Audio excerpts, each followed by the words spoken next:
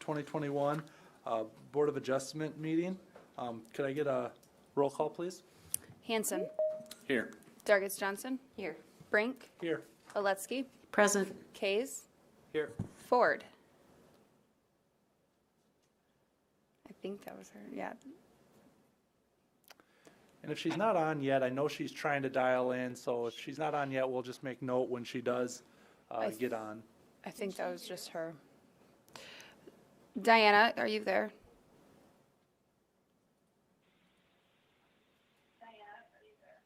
Can you hear me? Yep.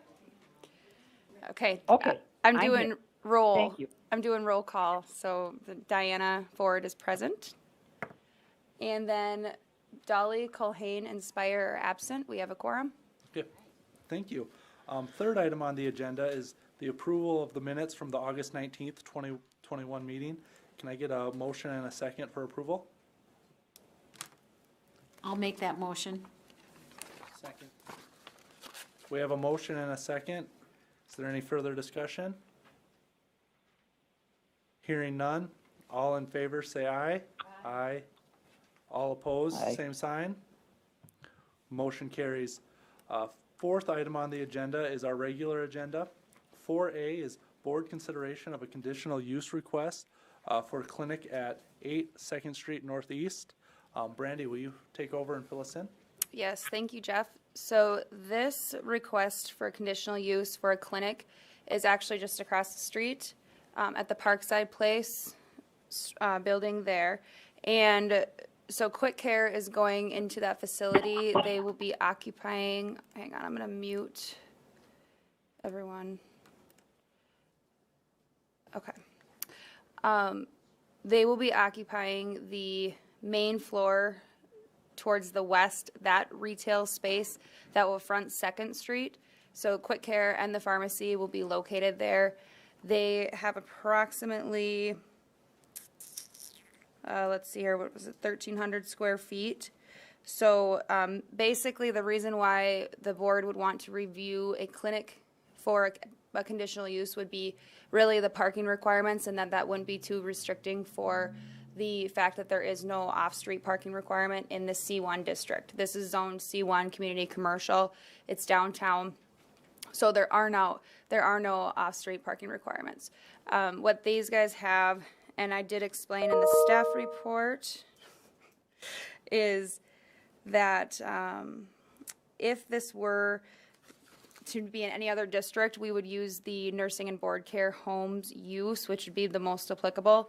And that is to include 1 space per 4 beds plus 1 space per 2 employees and 1 space per staff doctor. And so if that was applicable, they would need to provide 6 to 7 spaces. And so they do have 6 on street, and those are open to the public. They're not specifically just for Quick Care, but there are 6 on street parking, angled parking in front of the clinic, and then they do have overflow parking availability with the County Fair parking lot to the north. And then they also rent a space in Parkside Place, so they have 2 main floor spaces there that their staff can occupy. So with that, I'll open it up to any questions. Mr. Chair. Thank you. Yes, Mr. Case, go ahead. So Brandy, very nice overview on the parking requirements, but in reality, in the end, it doesn't really matter because there are no parking requirements for structures in the C1.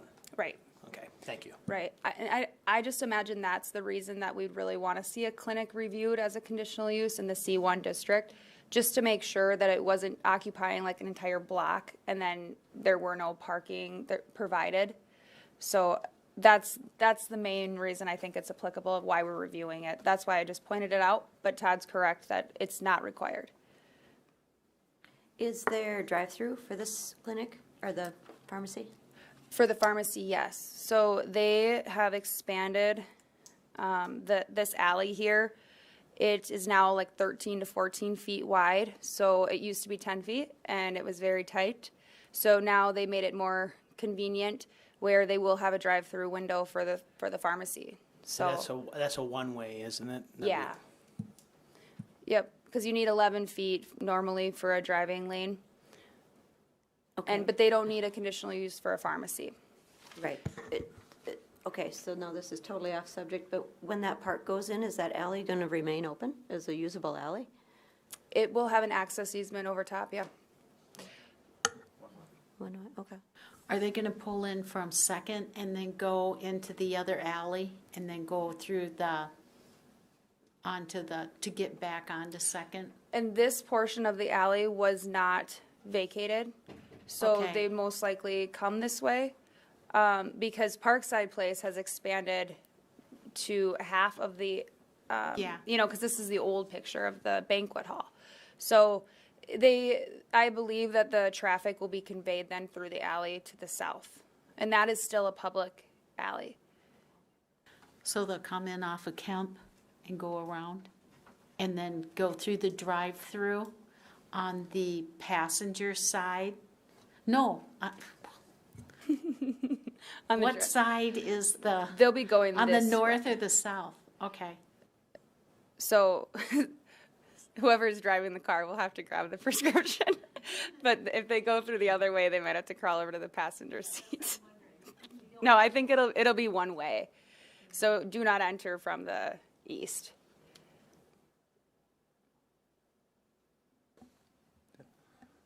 Yeah, thank you for answering those questions. I will open the public hearing, so if there is anyone in the audience or online that wishes to speak either in favor of or against this item, please feel free to approach the mic and do so.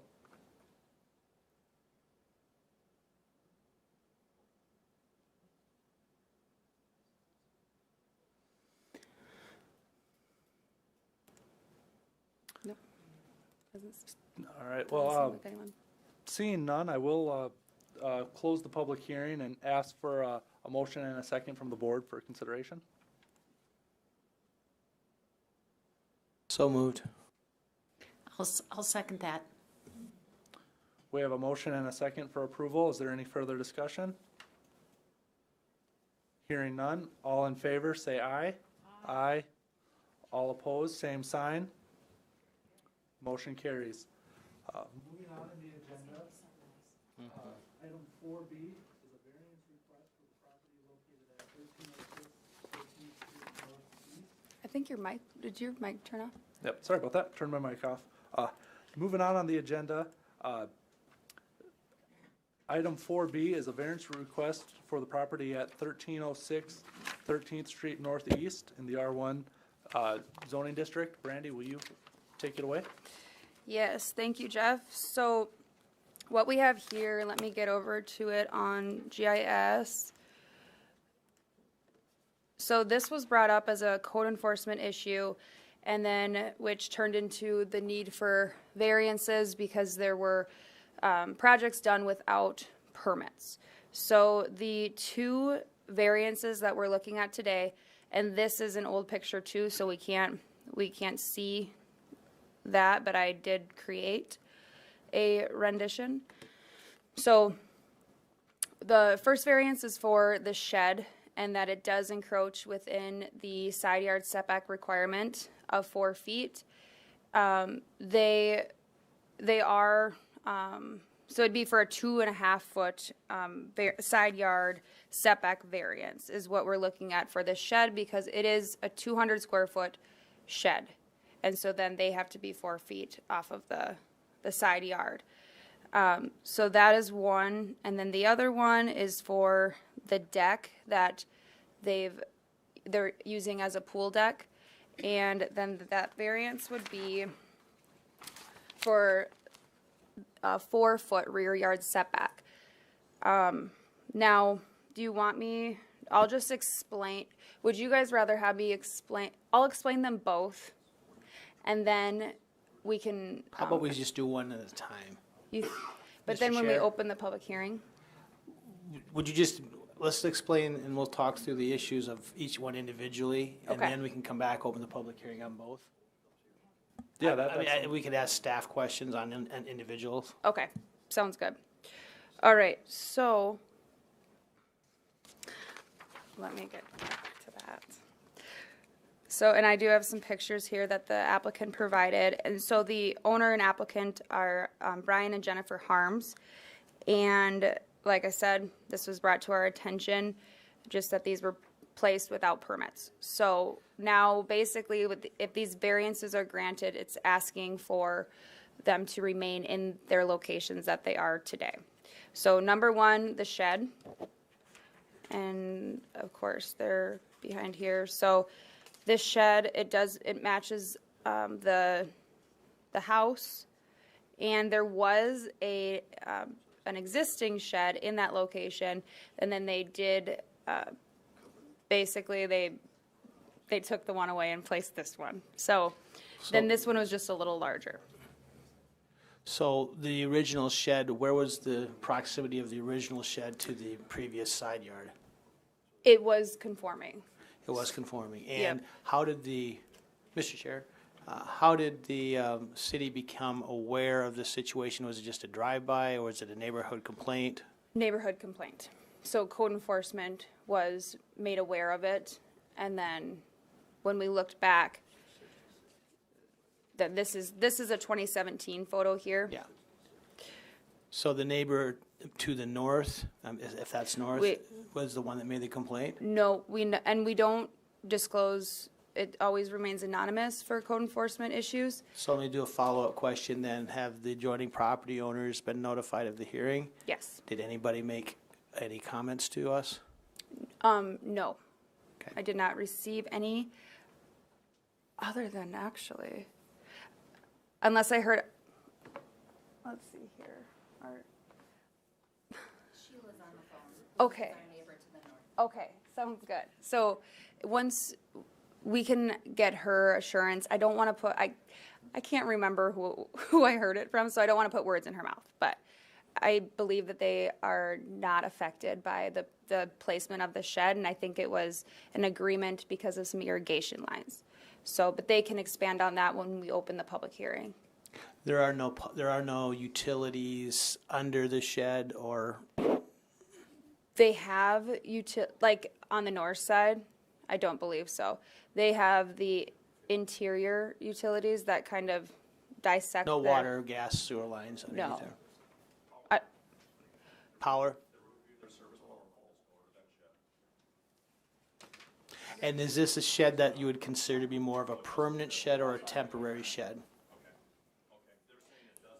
I'm looking at a map that used to be off 2 years ago, and it doesn't show where their shed is, but it shows that the power line goes to the Could I have you step up to the mic? I know we haven't opened the public hearing, but you're And city. Let's, staff enough to but if you answer that would, Jeff, I question. think that might be best if we open the public hearing and then ask the questions too, because Sounds good. I will open the public hearing and ask you to state your name for the record and kind of repeat that answer so that everyone online can hear you. This is there. Burt Meggs with the utilities. Just looking at our GIS map, and that could be off a couple foot pretty easily. I do know that from about here in that general area, there is their electric service. It only serves them. So if something goes wrong with it, it's going to be their problem. Yeah. More importantly, the gas is not there. Then I would have a large concern if it was gas, but it's not. It's not the end of the world. Bert, they do show some markings there, Okay. is that? Yeah, they're showing some markings there, so it might be just on the edge, so it should be fine. So it's not running within that north easement though, like here? Along the property line? No. Okay, No, they very seldom do. okay. When we're on somebody's property just for their own service, kind of take the shortest distance from wherever we need to go, wherever they need their power or gas meter or whatnot. So it doesn't appear that the shed's over any utilities. Mr. Chair, one last question. So Brandy, would you consider this shed to be what I would call more of a portable type of a shed? Or is it permanently affixed on a footing or bolted down or? The applicant would be able to answer that better, but I believe that it just sits on the slab. So if theoretically I could just take a skid steer, lift it up, and I can place it anywhere on the property? Are you Yes. guys the applicants? Yeah. Okay. Sorry. I've only talked to them on the phone. It is movable, except for we put I don't, if you can see on the pictures, we put a gate to use it as our fence. So it connects our fence. Okay. So it's movable, and it's actually just on gravel. Right. up against our cement slab. And then and the reason why it's sitting like that is we originally were gonna put it the long way, but it would've went over a gas line. So we turned it that way for that reason. Mr. Chair, finally, I'm sorry, one last question. So when you moved this, or did you construct this on the site? We actually built it or bought it from the Millbank, And they moved whatever. it, and they moved it They on? brought it in, yes. And did it occur to you at any point in time that you may be required to get a building permit We prior? actually had a building permit because we bought the shed without siding, without a roof, because at that time we were doing siding, windows, shingles, so we had a building permit, and when we got it, we told them that the shed was part of our plan. Did you have the shed notated on your building It was permit? not, no. And I don't know why, but my husband had asked at the time, and they said because it was brought in, that there was no building permit needed, because we were replacing an old. Did you let the building official know that you were going to be closer to the property line than the previous Well, shed? originally, we probably wouldn't have been, but we moved it because of the gas line, because Were you aware at the time of moving No. that you had to be so far off of the property line? no. One last question then. Have you noticed other places in town where you see sheds that appear to be located on property lines, or do you see mostly sheds set back from property lines when you're looking around town as you drive? I guess I don't look, but ours is kind of behind our garage, so you can't really, Is the fence go all the way behind the garage then too, up on the property line? no, there's like a cement slab in between the garage and the shed. Okay. Thank you, I'm done. So the fence ends right there, it looks like. on It's that. it's hooked to our shed. Okay. And then it's hooked on the other side with the gate. Yep.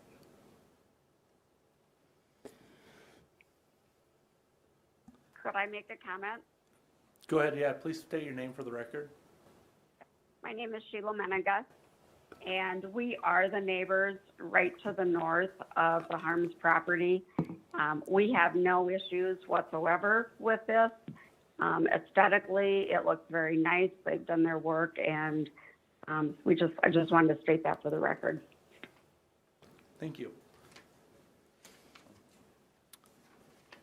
Does anyone else from the board have any questions for the applicant as she's still at the podium? That's probably because Todd took all the questions. No, that was good, it was comprehensive. Is there anyone else then that wishes to speak in the open public comment? Anyone else either in favor of or against? On the shed, on this first variance of the shed, is there anyone else from the public that wishes to comment either in favor of or against it?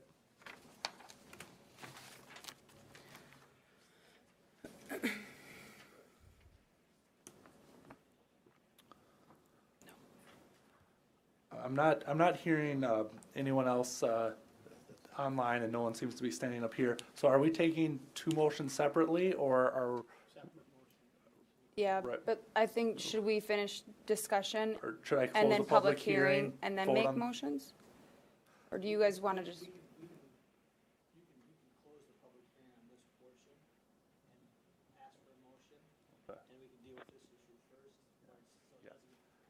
I think I'll do that. I think I'll close the public hearing and ask for a motion and a second from the board for discussion on this variance number 1 for the shed. I'll make that motion to approve. I'll second. We have a motion and a second. Is there any further discussion? I guess, the reason I was just asking a lot of questions, I was just trying to get a handle on it. On one hand, you have an applicant who said that they've somewhat discussed this issue with the board, or with a building official. It's a little difficult to see if they were going to be putting a shed on a piece of property or moving a piece of shed on the property. Usually that should have been notated on the face of the building permit. I know Mr. Buchholz, who was the previous building official, was pretty diligent regarding those types of things in the past. And so if the assumption was that it was going to be put in the same place, maybe was where he came from. On the other hand, you know, I'm looking at the neighbor's shed just right behind the other side of the fence, and you can clearly see that that's at least 4 feet back from the side yard of that property. And so it would just appear to me that if it was me and I'm putting something on there, whether I think I have a building permit to do it or permission to do it or not, and I see that my neighbor's shed is that far back, it would appear to me that I would think, well, why is his so far, why aren't they on the property line? So that's problematic from one piece of my analysis. And then you look at the questions that you need to be asking yourself, and when it comes to asking for a variance, you know, is the variance, is the issue self-imposed? Is there something unique or special about the property that's requiring a variance? And some of those tests are very difficult to say yes to in this regard. I understand the issue of if it was turned the other way, then it would be over a gas line, and I understand that's where the utility department would have issue with that. But you theoretically could have had a smaller shed turned the other way, and it probably would have fit on that property. So these are difficult situations, and it makes it's difficult from a board perspective to take a look at. You want to try to help people because, you know, the neighbors don't seem to object to it. But that's this neighbor. The neighbors to the north may move, and you have somebody else, and they want to put a shed. Now, if they want to go right up to the property line, are we going to allow them to put that right next to the property line? And we usually like to have at least 10 feet between structures, and so it's very difficult, and I'm still processing it. But those are the issues that are going through my head. Can I provide, I did pull up the building permit that was issued by Ken Buchholz, who is now retired, so it does, you know, as far as getting his point of view, I didn't reach out to him because I'm letting him enjoy his retirement. So this was in October of 2019, and you can see on here it was replaced 13 windows and siding. And usually with a shed, that we would ask for a site plan because we need to make sure that those setbacks are being followed. And maybe it was just verbally discussed, but it does, you know, they're in place for a reason. It's fire separation, it's utilities, anything like that, where that's really the reason behind the setback.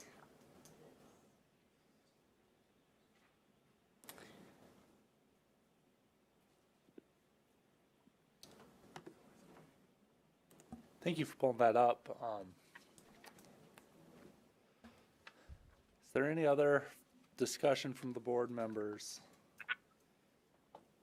Jeff, this is Ford. Go ahead, Diana. I agree with the points that Todd, and I guess I personally just don't personally want to set a precedent where it's easy or seems appropriate or likely to happen. If you do something, you can come in later and ask for a variance. I have an issue with that. The possibility of opening that door.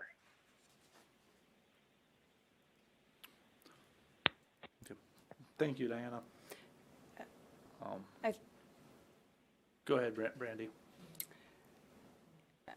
I think that we would need to look at the purpose of having setbacks, and if this is okay, why isn't it okay for everybody? And then I think, people need to get building permits for sheds for the reason to really check the setbacks. Is there any other comments from any board members?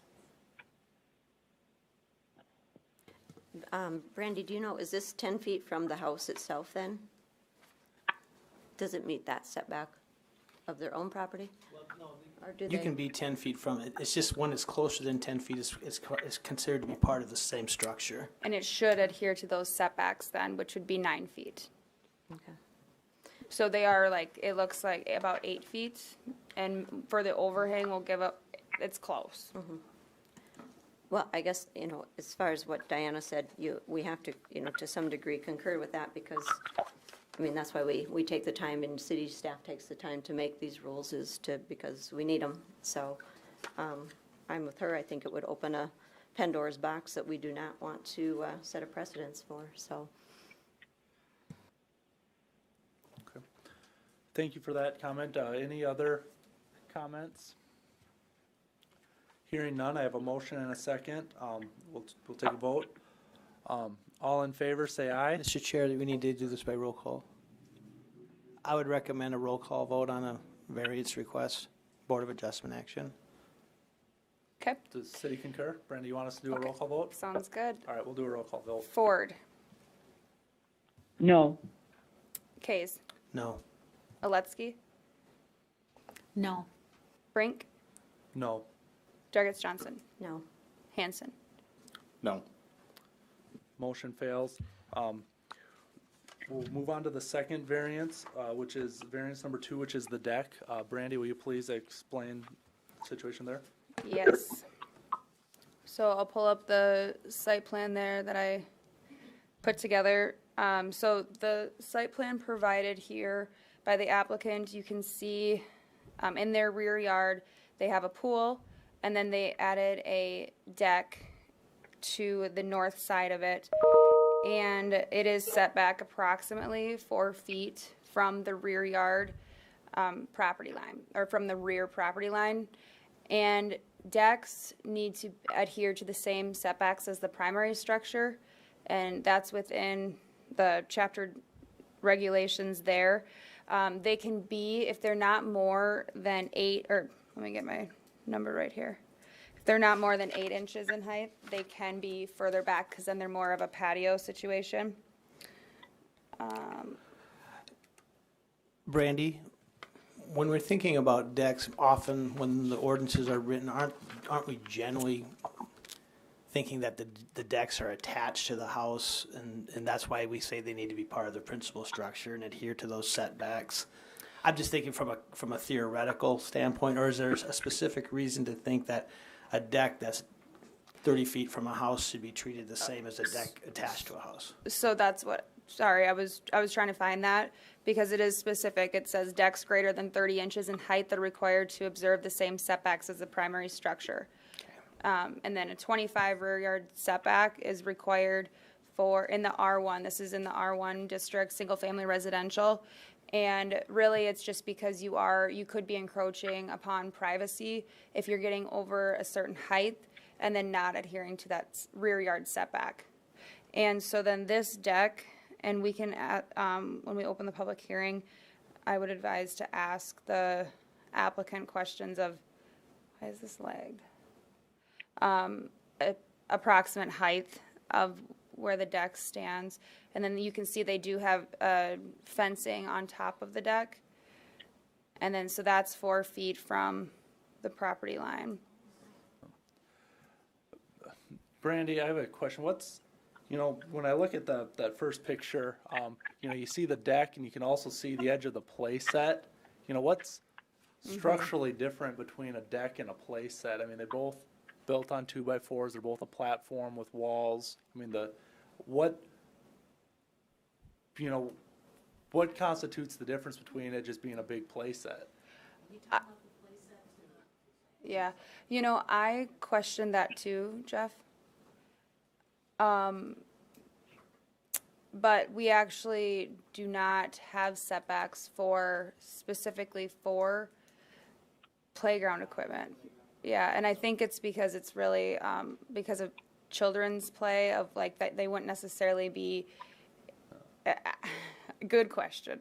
Because I think they that's could be. Historically, in most communities they treat teeter-totters and swing sets different than they do sheds and types of structures. Right, and I like how the picture catches that, because I kind of was, when I was reviewing this before the meeting, kind of wondering if this really is what we intend a deck to be, kind of like along the lines of Todd's question. Because to me this isn't a deck. This is more of a play structure. I mean, if they move that play set over and put that next to the pool, I don't know if we would have yeah, jumped off that or went down the slide into that, I don't know if we would even have a hearing for it because we have never permitted play sets. And being that, you know, we normally consider a deck something that's attached to a structure. Maybe it's not perfectly worded that way in our ordinance. I just wonder if this isn't one of those situations where it is something different. Because it's a freestanding deck. Yeah. Well, that, my concern with that would be, what's our ordinance on height of fence? Because you go from the yard fence to then that solid fence of that deck. So now I'm looking at a 15-foot solid wall. So, and is there a setback for pools, Brandy, from backyard? This one doesn't look temporary, though. Is it take down every year? So let me get to that ordinance. So that should be, I mean, really, Historically, I can tell you from my experience in the years with people, when the types of, like, what I would call portable pools were you know, I know the previous planning commissions had talked about that, maybe with Shriver, when he used to be on the board, that at that time that the board wasn't going to get into, you know, these pools that are up for the summer and they take them down, and as long as the neighbors didn't care if they were within 4 or 5 feet of a side yard or something, most people, they treat it as a temporary structure. Now, ones that are permanently placed into the ground or below ground or above ground, and it's a more of a permanent structure, that was kind of, I remember conversations in the past. I don't know if there's any permanent policy on that. so it is an ordinance. So it's permanent sports or recreational structures or facilities such as tennis courts, swimming pools, barbecue pits, non-commercial greenhouses, and similar improvements provided a site plan for such facility is approved. So that's supplemental provisions for allowable miscellaneous accessory structures. So the question is this a permanent pool structure? That would be the one question. I mean, or is it something that can be taken down every year, the actual pool itself? Well, Even if the the deck pool is can permanent. get taken down, the the- deck is permanent. Right. But I've seen some of them, this one obviously isn't, but where they're like 4 feet in the ground and then 4 feet above the, you know, they're That would above be the more of a ground. permanent- That's more of a permanent pool, but. And an in-ground pool, they need, we have a whole Section. chapter on swimming pools.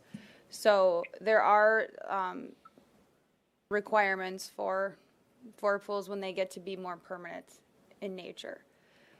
But that would be something I to ask the applicant on for more details. You put up the site plan where you showed the measurements.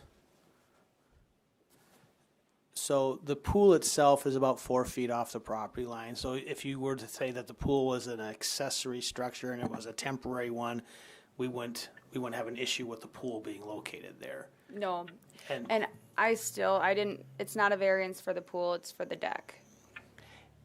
And if if the deck was located on the west side of the pool,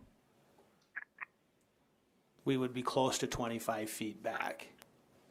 Well, if I'm 18 feet across on the pool, and another 4 is 22, right? I'm just trying to do the math in my head. Yeah. I thought it was 18-foot diameter. But that's probably right, that it would be right, The radius That- squared, yeah. or circumference. No. Sorry, I don't know what I'm thinking. It's an I think they're an 18-foot diameter, That is which right. is radius squared. I do remember a few things. Does anyone from the board have any other questions for the staff? Or I think I'll open the public hearing back up again. So now the public hearing is open for the variance for this shed. So anyone that's here to speak on behalf or against this, please feel free to come up to the microphone and state your name. Could the applicant come before, please?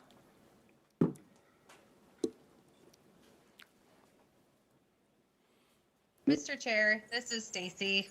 I just wanted to add that the height of a fence, I believe I heard that question, and the height of a residential fence can go up to 7 feet in height. So I just wanted to answer that for the board. Thank you. Just one question, I guess. Did it occur to you that you might need to get a building permit for the deck structure? We did not, that we bought the pool used with the deck included. Okay. So I guess, no, we did not think of that, no. And we bought it used last fall and waited till spring to put it up and Right.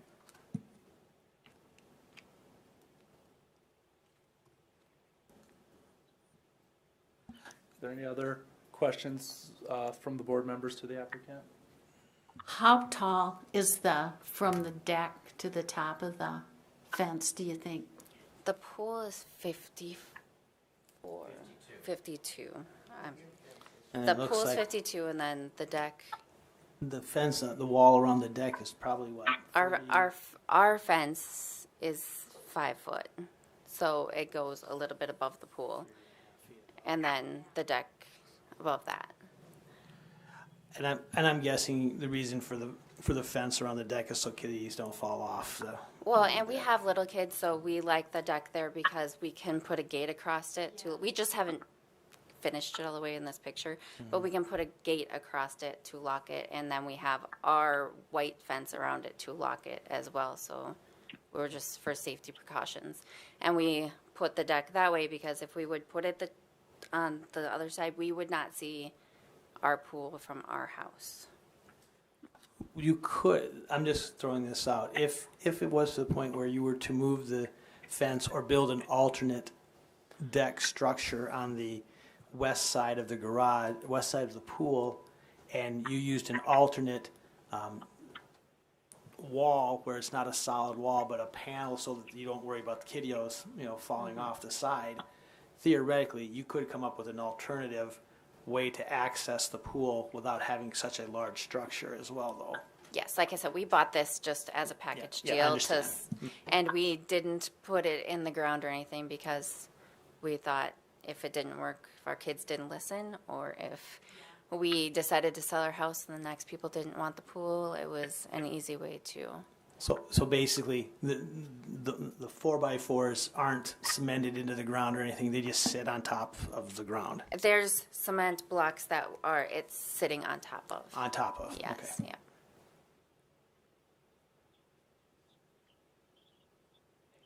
Thanks.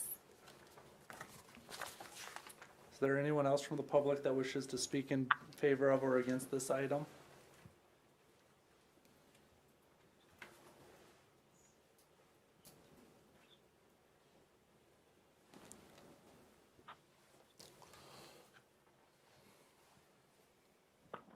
Would you please state your name for the record and? Stephen Miller.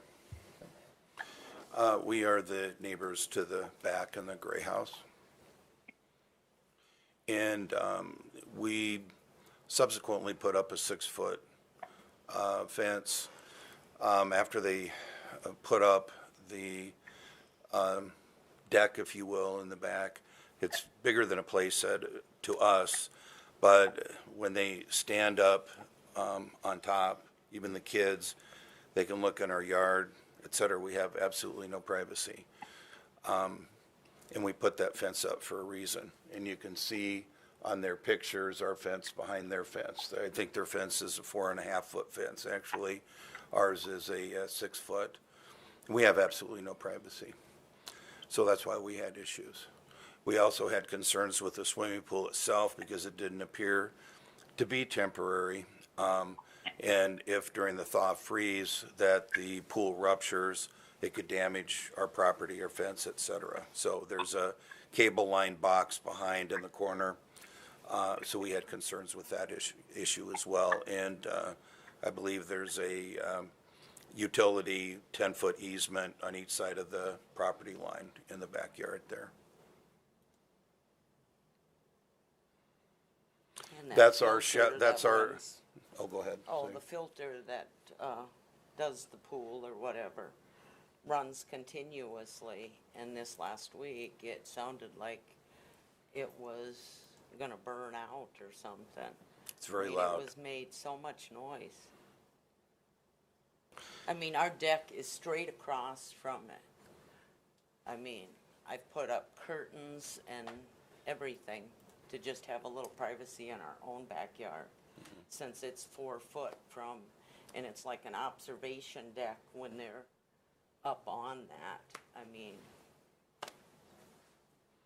And that is our shed in the back where we did get a building permit. We were told by Ken, who is retired, to be 10 foot from the property line on the back on the utility easement and 4 foot. So we went 11 foot and 5 just to be sure. So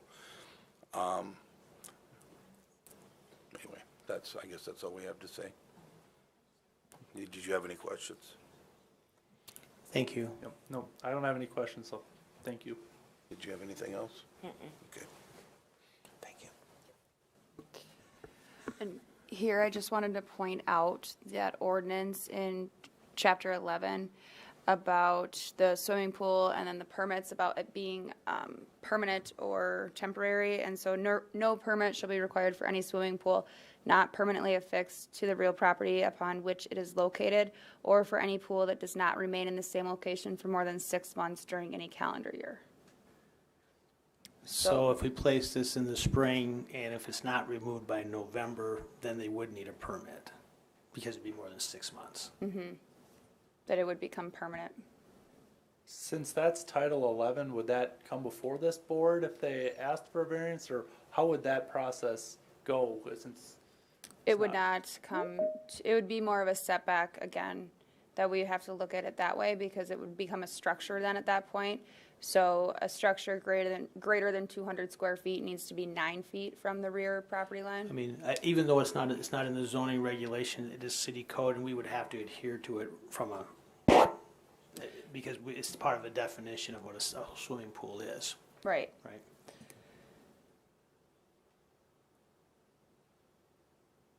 is there anyone else from the public that wishes to speak in favor or against this? Please feel free to approach the stand. Yeah, go ahead.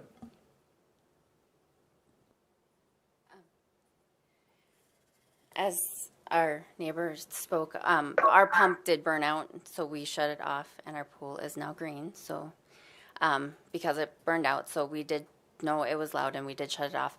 And as for privacy, after we got our deck up, we have a 5 and a 9-year-old, and that's who swims in the pool, and we aren't into. Yeah. Anyway, after he put it up, he put a camera up on the outside of his deck, and it faced our yard completely and our house. And so we feel like our privacy was compromised as well. And it's not, we honestly didn't know, because like I said, our pool laid there for 2 months waiting for the liner, actually. And if we could have just been told that he was upset about it, and we've gotten approval by our insurance company and for the pool, any damage that would happen to the pool, the setbacks for the utility, the boxes, we are far enough from all the boxes too.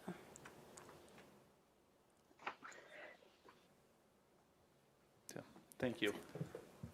Mr. Chairman, Go ahead. Public Works Director Von I here, online through Teams.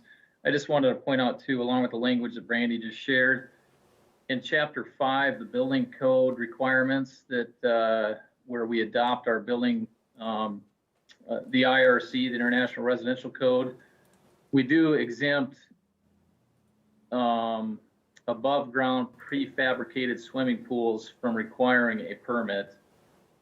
So I just wanted to point that out, and again, just make sure that we're focusing on the deck component here. And I also wanted to chime into the earlier comments that I believe Commissioner Kays and Chairman Brink were mentioning. I too, as from staff's perspective, could see that our current deck language it could very likely be interpreted to mean a deck in relation to it being affixed to the permanent structure. The reason I bring that up is it might behoove us as a city to bring forward a zoning ordinance amendment where we get more specific regarding pool decks if the board would find that agreeable. I think the way it reads right now, we could contend that this isn't the house deck, this part of the primary structure, and therefore that setback is not required. I think that we could have clarity in the ordinance regarding pool decks. So I just want to point that out from a staffing perspective. Thank you for that. Yes, and you bring up a good point. I mean, the pool is not in question. It's right now it is the deck, or the deck structure attached to it. So, is there anyone else from the public that wishes to comment on this item? Hearing none, I will close the public hearing and ask for a motion and a second from the board. I'll make a motion to approve. Second. We have a motion and a second. I'll just say I'm torn by this structure and how to classify it. I don't know what our, I see the place set in the picture, and I know we've never gone down that road, nor do we want to, or at least nor do I want to start permitting place sets. And in my mind, I still kind of feel like that's kind of what it is a play set. I mean, it's for kids playing, just like the play set is that's on the south corner of their property. That's my thoughts. I'm not exactly sure how to approach this as well. I am conflicted, as the chair is. On the other hand, you need access to a pool, and with COVID going on the last year or so, there's more and more kids are swimming at home, or you try to buy one of these types of pools. When my kids were swimming, they were about $180. They were going for over $700 in the last couple summers. So I understand that parents are wanting to have their children swim at home, and with COVID and everything, and also the question then becomes, though, how big of an access deck do I need to utilize the pool? And maybe it could be something smaller. Is it a deck in relation to the ordinance? Maybe if the deck was moved to a different side of the pool, or fashioned in a way that would still give the parents some reasonable expectations that they could see their children. I think there might be some alternatives that they could look at, but if we say no to the variance, then they could not have anything that would resemble this accessing the pool. And part of me thinks that I think if the pool itself is not a problem and you just had a ladder and the kids are just climbing in and out of the pool, I don't think any of us would probably have an issue with that. The question is if I put a deck up there, can you do something smaller? And if I could do something smaller and I had it on the west side of the pool, it'd be 22 feet away. You'd still be somewhat consistent with that interpretation of the ordinance as far as setbacks. It's kind of a complicated, and I think just a thumbs up, thumbs down vote on this could not offer some opportunities for compromise. I don't know. I agree with you, Todd. I think that the size of it is an issue, and I think that the solid wall around it is an issue for me. But, like I said, it creates that additional privacy height that, and I think that if we're going to write code on it, or I think we do need to put something, like I said, maybe we need to limit the size of that deck because, yeah, I agree, you got to get into the pool or you can't get into the pool. So I just don't know that, this looks like a house deck, the size of, do we know the size of it? I mean, it does look rather large. Maybe we need to limit that to a certain square footage. Yeah. What are we looking at? So it looks like 12 it's- foot by, I mean, that's big. That's a big deck, yeah. And again, I mean, these are the issues that we don't want, the hard feelings between neighbors. This is why we have the codes and so we aren't butting people against each other as far as neighbors go, and it's heartbreaking. So I think, I think we need to figure out something, because like I said, there's going to be a lot more pools with, I think a lot of people bought pools and they need to access them, so. And I think, go back, I'm sorry, Brandy. In this situation, this size of the deck in that location might not be appropriate due to what we're seeing just from a neighborhood relationship. And maybe it's a smaller deck located on the west side so that the kids still have access to get into the pool, but maybe it doesn't have to be as big. It's going to have to be 5 feet off the ground because that's what it takes to get in the pool, right? Agreed. And I guess as far as putting it in the corner of the pool of their lot, I mean, it doesn't, I don't know if the setback is even that important as the fact that, like you said, the deck, maybe the size is just a little too large. And railing on it should be spaced. I would think you'd want that anyway so that you can see what's going on the deck. So maybe those are just things to consider if we're going to write ordinance on it. I mean, I'm just looking at my own personal life experience. You know, we had a very similar pool in our backyard. Granted, we didn't have a deck, we just used the ladder to get in and out. So I mean, that's an option for them. In the end, for the neighbors, it might not give them any more pause for relief, because if I'm standing on top of a 5-foot jumping into the pool, I'm still, 9-year-olds can look into the backyard. So I mean, you're not gonna get around that. But theoretically, you could take the deck down, the pool stays in its location, and there's still gonna be privacy issues that we can't do anything about.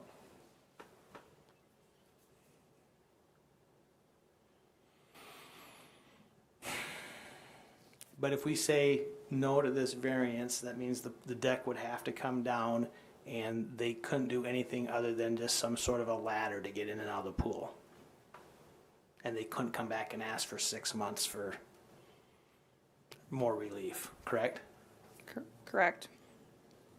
So, just to be the devil's advocate here, so again, if we've got no regulation on the playset, what's to say they don't add onto the playset and access the pool from there? It alleviates the deck, but you still have all the same problems. I mean, Yeah. and that looks from the one picture just as high, if not higher than I mean, it's. And I think that from the chapter that Heath pointed out there about, it specifically says that decks not affixed to the home.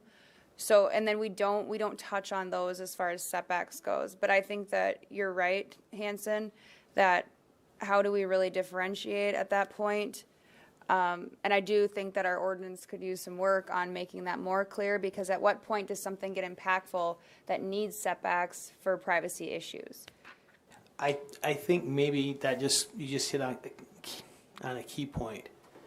Swimming season is over. We've got 9 months until we swim again, under a normal South Dakota winter, right?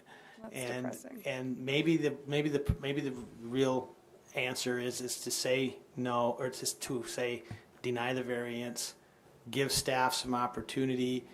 You know, the deck, we could turn on, you could let the deck stay there over the winter, and then we would say come springtime it needs to come down if we don't have some sort of resolution for some sort of an ordinance change. I think that decks that are attached to the house obviously should adhere to the same primary setbacks, because then everybody has their 25 feet. But then when it's not attached to the house, you're not going to be as prone to use the deck like they had stated. You know, the kids are using the deck, where they're probably distracted by swimming. It doesn't look like there's a barbecue grill or there's, But theoretically, a kitchen on. Theoretically, I could put a 30-foot tall shed in this same location, or No, it'd have to be only 12 feet.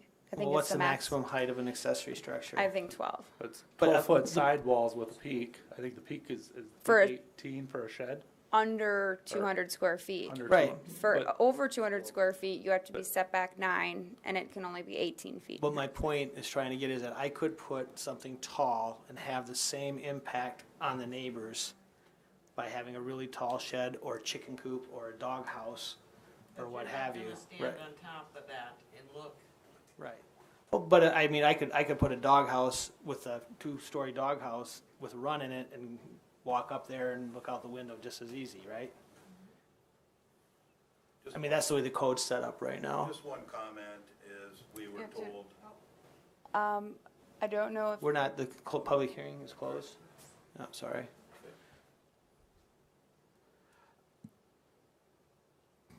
I think Todd's right. I think we got 9 months here or 7 months to figure something out. The question, Brandy. the question becomes, if we vote yes and deny the variance, are we instructing staff to have them take the deck down before snow flies? Well, I think Planning Commission's next if we wish to ask the staff to look into an ordinance change. We could do that in new business under the Planning Commission. I mean, I think right now we're saying yes or no just to this application. But if we say yes, it means they have to tear the deck down now. In my opinion, that deck isn't gonna fly once we get an ordinance, Todd, so they might as well. If we say yes to the variance, then it can stay. No, that's what I'm saying, if we deny the variance, Okay, I'm okay. sorry, misspoke, I'm sorry. If we deny the variance, then they need to be known that it has to come down in what kind, I mean, that's what we're here to, we have to lay out a time period when it needs to come down by. That falls under our guidance as well. So I guess the question is, if we say no, then we have to come back and then let them know when it's gotta be torn down by. Is it 7 days, is it 15, is it 28? Did we give a timeline with the shed?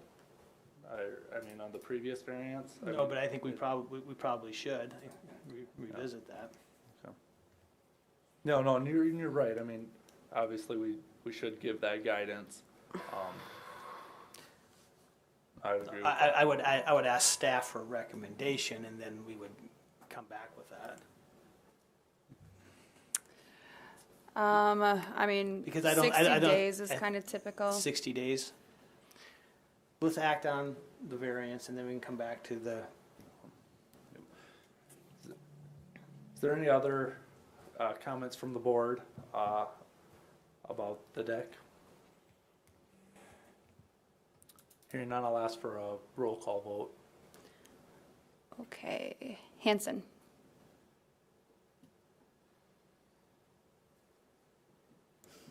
Yes. Ford, No. Dargits Johnson, No.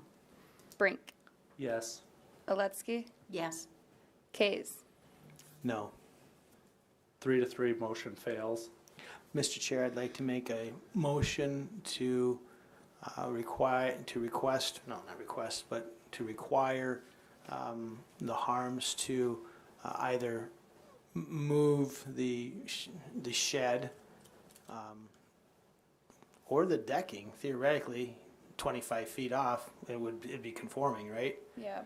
They have 60 days to move the deck and or the shed so it conforms with the ordinance or remove the structures from the property.